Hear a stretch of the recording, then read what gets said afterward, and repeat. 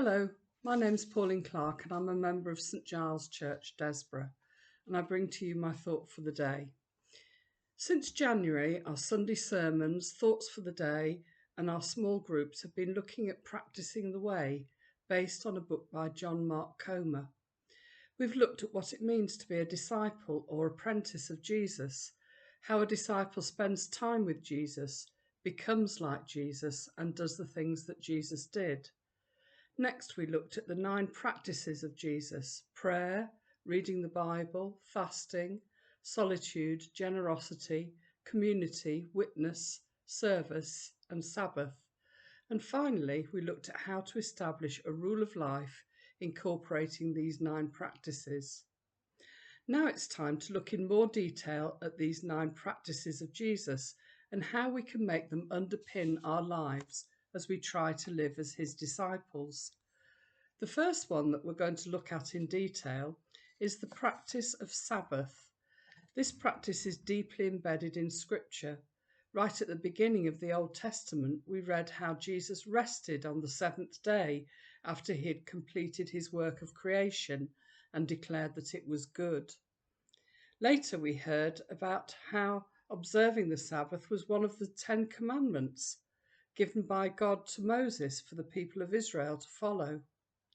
We read in the Gospels how Jesus observed the Sabbath. He showed how important Sabbath worship is by going to the synagogue and teaching there. He spent time with his disciples, his closest companions, such as the time when he went for a walk through the cornfields. Spending time with loved ones and doing activities that gave him pleasure was important to him and is an essential part of his Sabbath.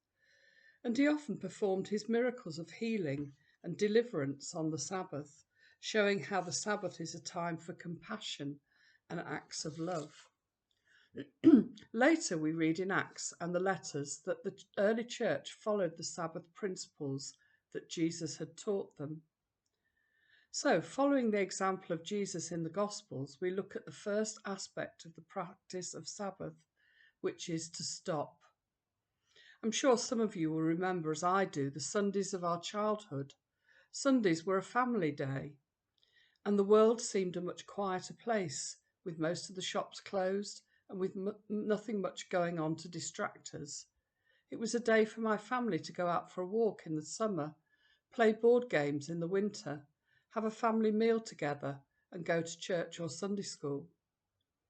In this busy world where the shops are open 7 days a week and everything carries on pretty much as every other day, it's difficult to imagine those days of former times when the world was quiet and focused on togetherness, family, rest, and recreation. But a day for family, rest, relaxation, recreation, and worship is so needed for our modern lifestyles.